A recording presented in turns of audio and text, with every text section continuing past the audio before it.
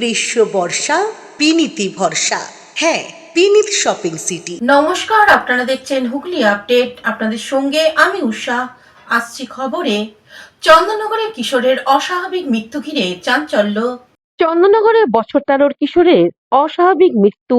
মাস 4 আগে গলায় কয়েন আটকে মৃত্যুর মুখ থেকে ফিরেছিল। আজ গলায় ফাঁস লাগিয়ে আত্মহত্যা করল সেই কিশোর। শোকে কান্নায় ভেঙে পড়লেন নাবালকের পরিবার। স্থানীয় ও পুলিশ সূত্রে জানা গেছে, চন্দননগর 2 নম্বর ওয়ার্ডের কাঁটাপুকুর এলাকায় ভাড়া বাড়িতে থাকেন মনোজ মুদি। তার 2 ছেলে মেয়ে। মনোজ ধনিয়াকালীর একটি রেস্তোরাঁয় রান্নার কাজ করেন। তার স্ত্রী সুমন সাউ, শাশুড়ি পুতুল সাউ চন্দননগর মহকুমা শাসকের দপ্তরের সামনে কচুরির দোকান চালান। সোমবার দুপুরে মা মেয়ে দুজনেই দোকানে ছিলেন। স্কুল ছুটি থাকায় সুমনের ছেলে দামোদর, বয়স 13 বছর, তার বোন সোহানীকে নিয়ে বাড়িতে ছিল। দুপুরের খাওয়ার পর মাসির সঙ্গে দুজনে শুয়ে পড়ে। ঘুম থেকে উঠে দামোদরকে ঘরে দেখতে না পেয়ে খোঁজাখুঁজি শুরু করেন মাসি সোনিয়া সাউ। পাশে থাকা একটি পরিত্যক্ত ঘরে তার ঝুলন্ত অবস্থায় দেখতে পান। তড়িঘড়ি তাকে উদ্ধার করে চন্দননগর মহকুমা হাসপাতালে নিয়ে যাওয়া হয়। চিকিৎসক জানিয়ে দেন, মৃত্যু হয়েছে ওই কিশোরের। ময়না তদন্ত করতে হবে। এই কথা শুনেই মৃতদেহ নিয়ে বাড়ি চলে যায় কিশোরের পরিবার। চন্দননগর হাসপাতাল থেকে খবর পেয়ে চন্দননগর থানার পুলিশ পৌঁছে যায় কাঁটাপুকুরে। চুঁচুড়া থানা থেকেও পুলিশের একটি দল সেখানে পৌঁছায়। মৃতদেহ নিয়ে চুঁচুড়া ইমামবাড়া হাসপাতালে যেতে বলে পুলিশ। সেখানেই কাল ময়না তদন্ত হবে। মৃত কিশোরের মা বাবা জানান, মাস 4 আগে একবার 10 টাকার কয়েন গিলে নিয়েছিল। তখন জমে মানুষে টানাটানি করে ছেলেকে বাঁচানো হয়। রাত্রে বেলা বাচ্চাগুলো ঘুমায় না, জানো মোবাইল ফোন ঘাটছিল। আমাকে ফোন করলো ওর মা, একটু বকে দাদা বকলাম, তো শুয়ে পড়লো। তোকে বলে কোথাও বললাম, বলে ঠিক আছে, আমি তো আসি না, আমি 15 দিনের মধ্যে একদিন এখানে আসি, 15 দিন 20 দিনের মধ্যে একদিন এখানে আসি। 3:30 দিকে ফোন করে বলছে বাবু নেই। আর রাত্রে বকলাম যে বাবু শুয়ে পড়, কেন বদমাশি করছিস তোকে? ফোনেই বকেছিল? হ্যাঁ স্যার। তো কি বদমাইশি করছিল? ঘুমাচ্ছিল, চিরামিচি করে করছিল। এর আগে কি কয়েন খেয়ে নিয়েছিল? এর আগে কয়েন খেয়েছিল স্যার, প্রায় 2-2.5 মাস আগে কয়েন খেয়েছিল স্যার। তখন কোথা থেকে ঠিক হলো? এইখানেই নিয়ে আসলাম স্যার। এইখানে রাত্রে বেলা তখন কটা, আমি কাজ থেকে এই স্যার তখন শিলিগুড়ি কাজ করতাম, আটকে গিয়েছিল? শিলিগুড়ি কাজ করছিলাম, ওখান থেকে ছুটে এসেছিলাম। আর যেদিন এসেছিলাম সেদিন শুনলাম যে কয়েন খেয়েছি। রাত্রে বেলা কোটায় 11টা 11:30 সময় তখনই ছুটলাম নিয়ে। দুরন্ত টাইপের ছিল না? নিজে বাড়িতে একা একা খেয়ে নিল? হ্যাঁ, মানে খেলতে খেলতে ঘুমিয়ে খেলছিল। আমি তো খেলতে খেলতে মানে খেয়ে ফেলেছে। গলা যখন আসছে, যখন জল ফল দিয়ে খেয়েছে, তখন দেখছি কি চন্দননগরে গেলাম, ওখানে ঠিক বললো চুচুড়ো নিয়ে যাও। চুচুড়ো নিয়ে এলাম, তো এখান থেকে 1-2 দিন রাখলো, তারপরে ঠিক হয়ে গেল, মানে বার করে গেল। কিভাবে বের করলো? মানে অপারেশন? আচ্ছা আচ্ছা। আর এক মেয়ে ছোট বাচ্চা আর নাতনিকে নিয়ে শুয়েছিল ঘরে। আচ্ছা। ঘুমালো, তারপরে 4টের দিকে ঘুম থেকে উঠলো। উঠে আমাদেরকে ফোন করছে, মা বাবু গলায় দড়ি দিয়েছে। ওকে ঝপ করে খুলে হাসপাতালে কে নিয়ে এলো জানি না। আমরা হুগলি থেকে পানুপালের সঙ্গে চন্দনা দত্তের রিপোর্ট, হুগলি আপডেট। সদর মহকুমা শাসক দপ্তরে নির্বাচন কমিশনারের ফর্ম 7 জমা নিতে অস্বীকার ইআরও। বিক্ষোভে বিজেপি।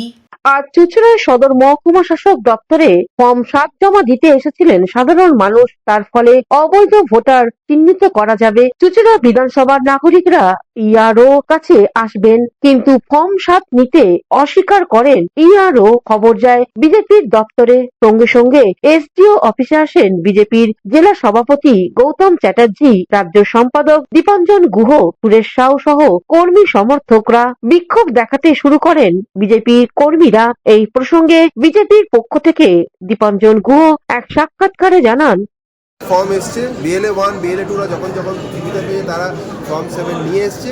সাধারণ নাগরিক হিসেবে এসছে, রাজনৈতিক দল হিসেবেও আমরা এসছি। আজকে আমি গৌতম দা কিসের জন্য রাজনৈতিক কর্মী। হুগলি থেকে চন্দনা দত্তের রিপোর্ট, হুগলি আপডেট। অবিলম্বে জগদ্দলে জেজেআই জুট মিল খোলার দাবিতে মিলের গেটে থালা বাসন বাজিয়ে অভিনব প্রতিবাদ শ্রমিকদের। গত 22শে ডিসেম্বর 2025 থেকে পাটের অভাবে কারণ দেখিয়ে মিলটি বন্ধ করে দেয় জগদ্দল জুট মিল কর্তৃপক্ষ।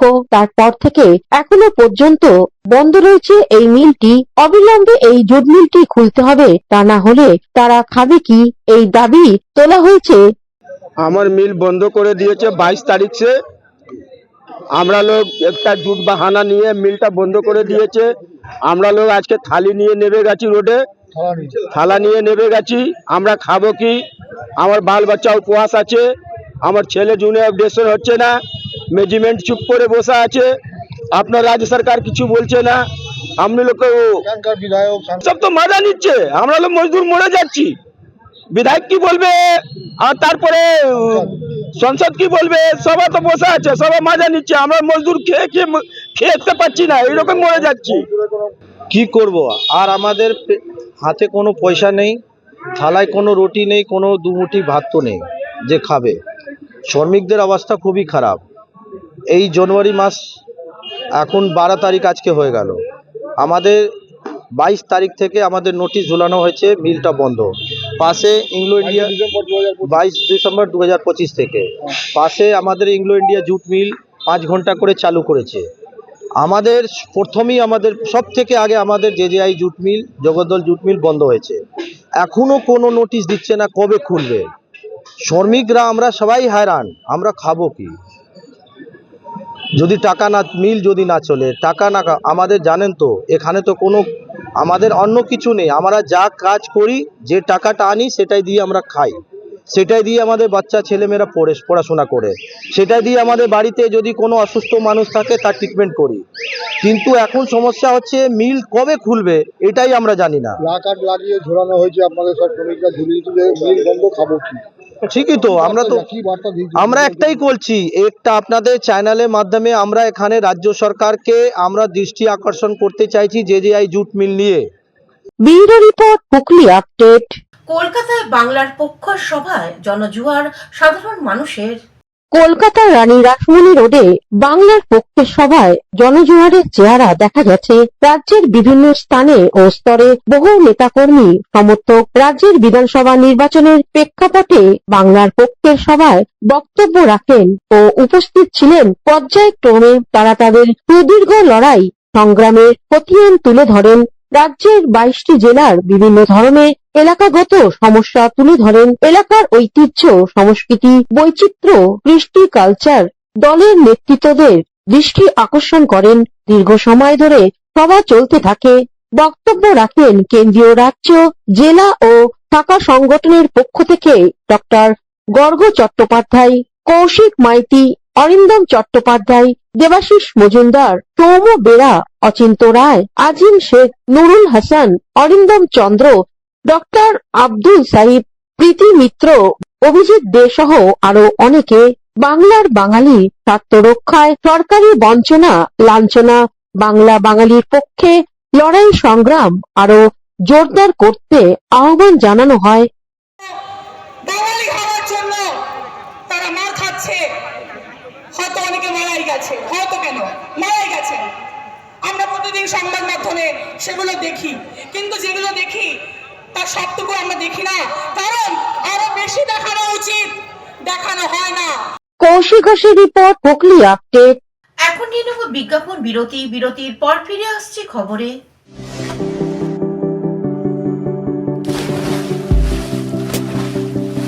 Fasten your seatbelts as you take a tour around your marine wonderland.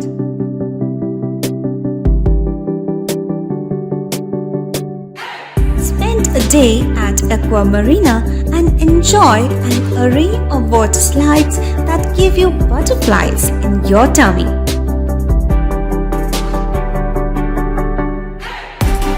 Aqua Marina is a holistic weekend destination for friends, family, and couples and offers magic to soothe your body, mind, and soul.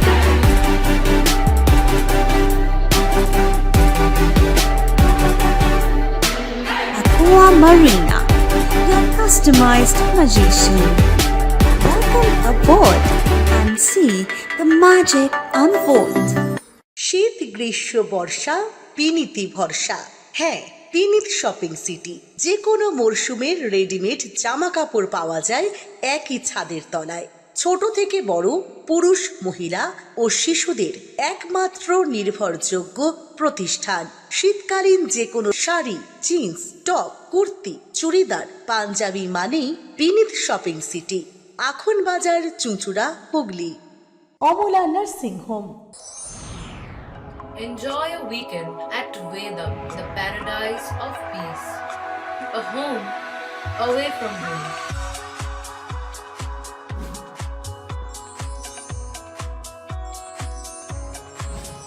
See yourself resonating with the nature. Vedam welcomes you to create your best memories. স্বাস্থ্যই সম্পদ, আর নিজের স্বাস্থ্যকে সুস্বাস্থ্য রাখতে Bharati United sports foundation হুগলির সদর শহর চুঁচুড়া ঘড়ির মোড়ের সন্নিকটে আখন বাজার যুগিপাড়ায় আপনাদের জন্য নিয়ে এলো জিম অ্যান্ড ফিটনেস সেন্টার। আমাদের ব্যবস্থাপনায় রয়েছে personal training, weight training, gain strength, burn fat, build muscle, nutrition solutions, cycling. Admission ফি মাত্র 500 টাকা।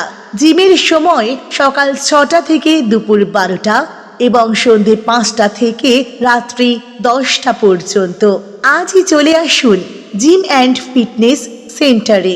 আমাদের ঠিকানা যুগিপাড়া লেন, আখন বাজার, চুঁচুড়া, হুগলি। মোবাইলে যোগাযোগ 7980858461। Gym and fitness centre. বিরতির পর ফিরে এলাম খবরে। বঙ্গীয় গ্রন্থাগার পরিষদ হুগলি জেলা শাখার 40তম বার্ষিক সাধারণ সভা অনুষ্ঠিত হলো ভদ্রেশ্বরে। বিশ্বকবি রবীন্দ্রনাথ ঠাকুর প্রতিষ্ঠিত বঙ্গীয় গ্রন্থাগার পরিষদ হুগলি জেলা শাখার 43তম বার্ষিক সাধারণ সভা ভদ্রেশ্বর মিউনিসিপাল টাউন লাইব্রেরিতে অনুষ্ঠিত হলো। এই বছরই পরিষদের শতবর্ষ উদযাপন হয়েছে। গ্রন্থাগার সাবলীনভাবে চলা নিয়ে যখন বিভিন্ন রকম প্রশ্ন উঠে আসছে, সে সময় এসে এই সভা নতুন দিগন্ত খুলে দেবে বলে গ্রন্থাগার প্রেমীরা মনে করছেন। প্রদীপ প্রজ্বলন করে সভার উদ্বোধন করেন সংগঠনের রাজ্য সভাপতি কৃষ্ণপদ মজুমদার। সাধারণ গ্রন্থাগারগুলির উন্নতিতে কর্মী নিয়োগে সাফল্য দেখা যাচ্ছে।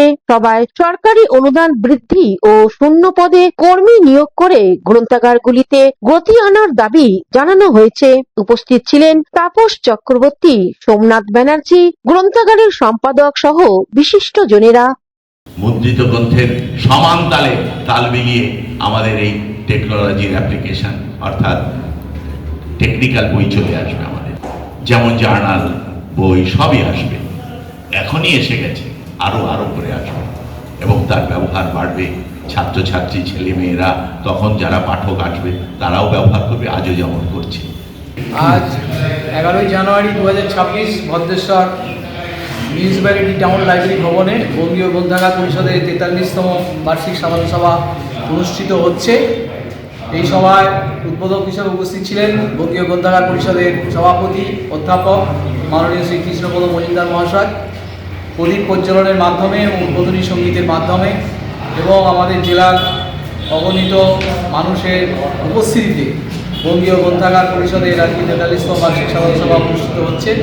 এই সভায় বিভিন্ন কলেজের লাইব্রেরিয়ান, স্কুল লাইব্রেরিয়ান, পাবলিক লাইব্রেরিয়ানরা এসেছেন এবং বহু গ্রন্থাগার প্রিয় মানুষ এসেছেন, গ্রন্থপ্রিয় মানুষ এসেছেন, কবি, সাংবাদিকরাও এসেছেন। এই আমাদের বার্ষিক সাধারণ সভা একটাই উদ্দেশ্য যে গ্রন্থাগার পরিষেবাকে কীভাবে আমরা সমৃদ্ধ করবো আগামী দিনে। গ্রন্থাগার পরিষেবার মান উন্নয়ন নিয়ে আমাদের আজকে সংকল্প করে আমরা পরিষেবাকে বৃদ্ধি করতে পারব। আপনার নামটা বলুন। আমার নাম ডক্টর সোমনাথ ব্যানার্জি, সম্পাদক, হুগলি জেলা কমিটি, বঙ্গীয় গ্রন্থাগার পরিষদ। হুগলি থেকে শ্যামল সিনহা ও আব্দুল গাফফারের report, Hooghly update. Haripal Bishwabindu Art স্কুলের সারা বাংলা বসে আঁকো প্রতিযোগিতার পুরস্কার বিতরণী অনুষ্ঠান অনুষ্ঠিত হলো। 12ই জানুয়ারি সোমবার বিবেকানন্দের 164তম জন্মদিন উপলক্ষে হুগলি জেলার হরিপাল শিল্পবিন্দু আর্ট স্কুলে পরিচালনায় সারা বাংলা বসে আঁকো প্রতিযোগিতার ছোট পিকাসোর খোঁজে সোমবার তারই পুরস্কার বিতরণ অনুষ্ঠান। এই প্রতিযোগিতা বিগত 3 বছর ধরে অনুষ্ঠিত হচ্ছে। 2025 সালে হওয়া তৃতীয় বছরের প্রতিযোগিতার সোমবার 12ই জানুয়ারি 2026 পুরস্কার বিতরণের অনুষ্ঠানটি অনুষ্ঠিত হচ্ছে মালিয়া কাশী বিশ্বনাথ সেবা সমিতি মঞ্চে। পুরস্কার পাচ্ছে প্রায় 8000 স্টুডেন্ট। প্রথমেই স্বামী বিবেকানন্দের ফটোতে মাল্যদান ও প্রদীপ প্রজ্বলনের মধ্য দিয়ে অনুষ্ঠানটি সূচনা করা হয়। উপস্থিত ছিলেন বিখ্যাত চিত্রশিল্পী আলবার্ট অশোক, মলয় চন্দ্র সাহা, স্বপন সাহা ও অধ্যাপক মৈনাক কুমার দে। পুরস্কার হিসেবে তুলে দেওয়া হচ্ছে স্বর্ণ স্মারক, রৌপ্য স্মারক, মেমেন্টো, মেডেল ও সার্টিফিকেট। পশ্চিমবঙ্গে হুগলি, হাওড়া, বর্ধমান, মালদা, উত্তর দিনাজপুর, দক্ষিণ দিনাজপুর ও 24 পরগনা এছাড়াও অন্যান্য জেলা থেকে ছাত্র ও ছাত্রীরা অংশগ্রহণ করেন। এই অনুষ্ঠানে অঙ্কন শিক্ষক ও শিক্ষিকারা সুষ্ঠু ও সুন্দরভাবে এই প্রতিযোগিতায় এসে অনুষ্ঠানটি সুসম্পন্ন করার সহযোগিতার হাত বাড়িয়ে দেন। ছোট্ট পিকাসোর খোঁজে হরিপাল শিল্পবিন্দু আর্ট স্কুলের যে একটা প্রয়াস, এই প্রয়াসের মধ্যে একটা প্রশংসনীয় এই যে আমাদের এই গ্রাম অঞ্চলগুলোতে তারা শিশুদের সঠিক পথে চালিত করছে। এটা একটা ভারতের সংস্কৃতির একটা অঙ্গ। এই ছবি আঁকা এবং ছবি এঁকে আমাদের পড়াশুনোর সাহায্যে এবং পড়াশুনোর মধ্যেও কাজে লাগে এবং বড় হওয়ার সময় যারা ইঞ্জিনিয়ার ডাক্তার হন তাদেরও এইগুলো কাজে লাগে। সুতরাং আঁকা প্র্যাকটিসটা খুবই জরুরি এবং সেই জরুরি অভ্যাসটা এই প্রতিষ্ঠানগুলো করছে, তার জন্য সাধুবাদ আমি জানাই। Thank you. হুগলি থেকে আশিস কুমার ঘোষের রিপোর্ট, হুগলি আপডেট। এখনকার মতন খবর এই পর্যন্তই। প্রতিদিন দেখুন হুগলি আপডেট। নমস্কার।